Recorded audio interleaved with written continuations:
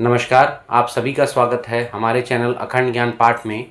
आज इस वीडियो के माध्यम से हम आपके समक्ष एक बहुत ही सुंदर लेख का पठन करेंगे, जिसका शीर्षक है केवल पढ़ो नहीं, अनुभव भी करो। तो चलिए वीडियो की शुरुआत करते हैं। उन दिनों गजानन महाराज खंडू पाटिल के यहाँ ठहरे हुए थे। एक दिन कुछ तेलंगी ब्राह्मण वहाँ पर आए। ये तेलंगी ब्राह्मण वेदों का पठन पाठन करते थे, ज्ञान बांटने के उद्देश्य से कम और धन ऐंठने के लोभ से ज़्यादा। जी हाँ, इनके लिए वेदों का उच्चारण और पठन पाठन मात्र धन लूटने का साधन था। अतः इस सोच से कि उन्हें कुछ धन मिलेगा, उन्होंने खंडू पाटिल के यहाँ जानबूझकर ऊंचे स्वर में मंत्र बोलने शुरू कर दिए। अब ध्यान तो सारा धन में था, इसलिए मंत्र बोलते समय त्रुटि कर बैठे। ऊपर से उन्होंने अपनी गलती ठीक भी नहीं की, और तो और उसका अर्थ भी अपने अनुसार ही तोड़ मरोड़ कर बताने लगे। इस पर गजानन महाराज, जो अब तक नेत्र मूंद कर लेटे हुए थे, उठकर बैठ गए। गंभीर वाणी में बोले, वेदों की शिक्षा मोक्ष प्रदायिनी है। उसका गलत उच्चारण अथवा भाष्य करके आप न सिर्फ वेदों के महात्म्य का अनादर कर रहे हैं, बल्कि जनमानस को भी भ्रमित कर रहे हैं। इससे आपका और समाज का अहित ही होगा। तत्पश्चात जो ऋचाएँ ब्राह्मण उच्चारित कर रहे थे, उन्हें पूर्णतः शुद्ध रूप से तथा सटीक व गहन शब्दार्थ और भावार्थ के साथ गजानन महाराज ने कहना शुरू किया। ऐसा लग रहा था मानो स्वयं वेदव्यास वेद कह रहे हों। इस प्रकार त्रुटि रहित एवं स्पष्ट शब्दोच्चारण सहित गूढ़ अर्थ को सुनकर वे सभी तेलंगी ब्राह्मण पानी पानी हो गए। कुछ दिनों पश्चात गजानन महाराज खंडू पाटिल के छोटे भाई कृष्णा जी के बगीचे में पहुँचे। उस बगीचे में बने शिव मंदिर के निकट एक नीम वृक्ष के तले शिला पर वे बैठ गए। फिर गजानन कृष्णा जी पाटिल से बोले, हम कुछ दिनों के लिए यहीं रहना चाहते हैं। कृष्णा जी पाटिल ने वहीं बगीचे में ही गजानन महाराज के रहने की व्यवस्था कर दी। उनके साथ उनका शिष्य भास्कर पाटिल भी था। उन्हीं दिनों 10-15 गोसाई वहां आए। उन सब ने गजानन महाराज की कीर्ति सुनी हुई थी। वो उनसे ईर्ष्या करते थे, गजानन महाराज को उस स्थान से हटवाना चाहते थे। इसलिए उन गोसाइयों ने कृष्णा जी पाटिल से कहा, हम तीर्थयात्री हैं, गंगोत्री, यमुनोत्री, केदार इत्यादि तक हमने पदयात्रा की है। हम ब्रह्मगिरी गोसाई के शिष्य हैं, वे भी हमारे साथ ही हैं। हम सब आगे की यात्रा से पहले यहाँ विश्राम करना चाहते हैं। आप यहीं पर हमारे रहने का बंदोबस्त करिए। हम 3 दिन यहाँ रुकेंगे, तदुपरांत अपनी तीर्थ यात्रा के लिए प्रस्थान करेंगे। हमारे लिए हलवा पूरी और साथ में गांजा चिलम इत्यादि की भी व्यवस्था करें। हम सबकी सेवा करके आप पुण्य कमाएं। बहुत सौभाग्य से हम जैसे संतों का सानिध्य और सेवा मिलती है। समझे पाटिल महाशय? कृष्णा जी पाटिल को कुछ चिंतन करते देख एक गोसाई बोला, अरे आप किस सोच में पड़ गए कृष्णा जी? शुभ काम में देरी कैसी? अपनी पारखी नज़र का प्रयोग करना सीखें। जो गाय समान सज्जन तीर्थयात्री आपके सामने आए हैं, उनके आतिथ्य हेतु इतना चिंतन और समय लगा रहे हैं आप, जबकि उस गर्दभ धूसर गजानन की आप आवभगत करने को तत्पर रहते हैं। उसके पीछे लगने से कुछ हाथ नहीं आने वाला आपके। हमारा महात्म्य पहचानिए। हम गोसाई हैं, वेदांत के प्रकांड विद्वान। हम इन 3 दिनों में यहाँ ग्रंथों का पठन पाठन भी करेंगे। आप स्वयं भी आएं और अन्य लोगों को भी बुलाएं। सभी पोथी सुनने का आनंद उठाएं। कृष्णा जी बोले, मैं आपके लिए हलवा पूरी लेकर आऊँगा।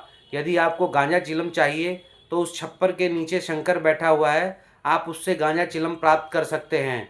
संध्या काल का समय था। उन तीर्थयात्रियों ने अपने अपने बैठने के स्थान सुनिश्चित कर लिए। गजानन महाराज जी भी वहाँ उपस्थित थे। आसपास के क्षेत्रों से भी बहुत से लोग आए थे। ब्रह्मगिरी गोसाई भगवत गीता पढ़ने लगा। आज गीता के जिस श्लोक पर उसने विवेचना शुरू की थी, वह था, नैनम छिन्दन्ति शस्त्राणि नैनम दहति पावकः, अर्थात आत्मा को शस्त्र नहीं काट सकते, अग्नि उसे जला नहीं सकती। ये शब्द बेशक धुआंधार ढंग से कहे जा रहे थे, पर उनमें आत्मा की खनक खोई हुई थी। ऐसा तो होना ही था, क्योंकि ब्रह्मगिरी गोसाई के पास आत्मा का अनुभव जो नहीं था। यही कारण था कि उसके शब्दों की सुंदरता, उसकी अलंकृत शैली सुनने वालों के मन को छू नहीं पाई। श्रोतागण आपस में कहने लगे, यहाँ तो हम कोरी बातें सुन रहे हैं, अनुभवी महापुरुष तो गजानन महाराज जी के रूप में वहाँ बैठे हैं। चलो उनके मुखारविंद प्रवचन सुने। जब लोगों की वे बातें ब्रह्मगिरी के कानों में पड़ी तो वो तिलमिला उठा। इधर जो उसके शिष्य सामने बैठे थे, उनका ध्यान भी प्रवचन सुनने में न होकर चिलम पीने में था। अचानक चिलम की एक चिंगारी उस चादर पर गिर गई जिस पर गोसाई के शिष्य बैठे थे।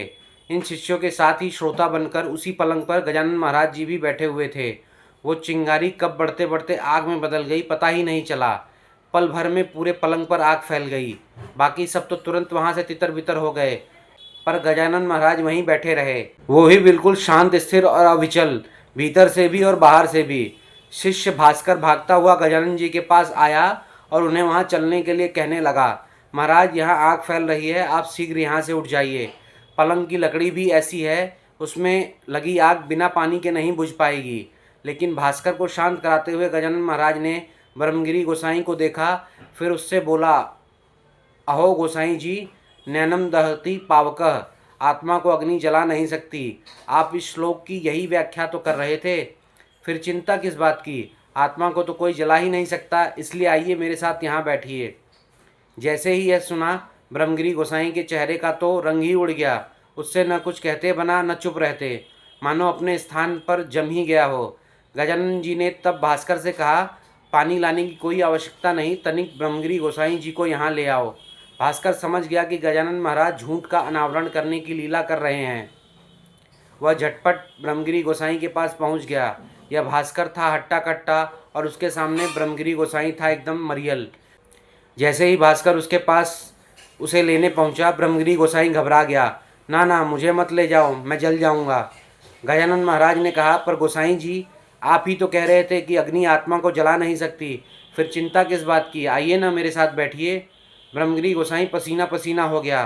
बोला, वो तो मैं सिर्फ व्याख्यान दे रहा था, मेरे पास आत्मा वात्मा का कोई अनुभव नहीं है। भास्कर बोला, तो यह भी तो बोलिए कि मैं साधु नहीं स्वादु हूँ। मैं तो हलवा पूरी खाने के लिए गोसाई बना हूँ, बातों की कमाई खाता हूँ, लच्छेदार सब जाल में लोगों को फंसाता हूँ। यह भी तो बोलिए, नहीं तो आग में बैठिए। ऐसा कहकर भास्कर उसे पकड़ने के लिए आगे बढ़ा। भास्कर आगे बढ़ता गया, बेचारा ब्रह्मगिरी गोसाई पीछे पीछे हटता गया। इधर गजानन महाराज, जो देहातीत अवस्था में जाने का सामर्थ्य रखते थे, उन पर उस ताप का कोई प्रभाव नहीं पड़ रहा था। कृष्णा जी पाटिल सारा दृश्य देख रहा था। मन ही मन सोच रहा था, जैसे प्रहलाद अग्नि की लपटों के बीच भी पूर्णतः सुरक्षित था, वैसे ही गजानन जी महाराज को भी अग्नि प्रभावित नहीं कर पा रही। फिर गांव के लोगों ने एक साथ मिलकर गजानन महाराज जी के आगे प्रार्थना की, महाराज, हम जानते हैं कि आपको अग्नि से कोई भय नहीं है और न ही यह अग्नि आप पर कोई प्रभाव डाल सकती है, पर फिर भी हमारी आपसे करबद्ध विनती है कि आप कृपया इस पलंग से उतर आएँ। सबकी प्रार्थना पर गजानन जी उस पलंग को त्याग कर नीचे आ गए। जैसे ही गजानन महाराज ने पलंग का त्याग किया, वह देखते ही देखते टूटकर नीचे गिर गया। ब्रह्मगिरी गोसाई ने जब यह सारा दृश्य देखा तो गजानन महाराज जी से हाथ जोड़कर क्षमा मांगने लगा। बोला, मैंने आपको अनजाने में बहुत से अपशब्द कहे, आपका अपमान किया, उसका मुझे बहुत पश्चाताप और खेद है। मैंने गीता को बहुत बार पढ़ा, लेकिन मैं उसके मर्म तक नहीं पहुंच पाया। गजानन जी बोले, अनुभव के बिना शास्त्रों का पठन पाठन केवल पांडित्य का प्रदर्शन मात्र है। अध्यात्म प्रदर्शन का नहीं, दर्शन का विषय है। आज समाज को इसी दर्शन की आवश्यकता है। इसके अभाव के कारण ही आज हमारी संस्कृति निष्प्राण हो रही है। गजानन महाराज की बात सुनने के बाद ब्रह्मगिरी गोसाई को बहुत ग्लानि हुई। उसने गजानन महाराज से बारंबार क्षमा मांगी, फिर प्रार्थना की, महाराज, मैं जान चुका हूँ कि आप शास्त्रविद होने के साथ साथ ब्रह्मविद भी हैं। कृपया आप मेरी विनती स्वीकार करके मुझे अपनी शरण में लेंगे। मुझे भी आप ब्रह्म विद्या में दीक्षित करें और आत्मा का अनुभव प्रदान करें। सारा गांव इस बात का साक्षी बना कि कैसे गजानन महाराज जी ने ब्रह्मगिरी गोसाई के अहंकार का नाश किया। तत्पश्चात उसे ब्रह्मज्ञान द्वारा आत्मानुभूति करवा सारे शास्त्रों का सार उसके घट के भीतर ही उतार दिया। यदि यह वीडियो आपको पसंद आई हो तो वीडियो को लाइक करें, शेयर करें और चैनल को सब्सक्राइब करें। धन्यवाद।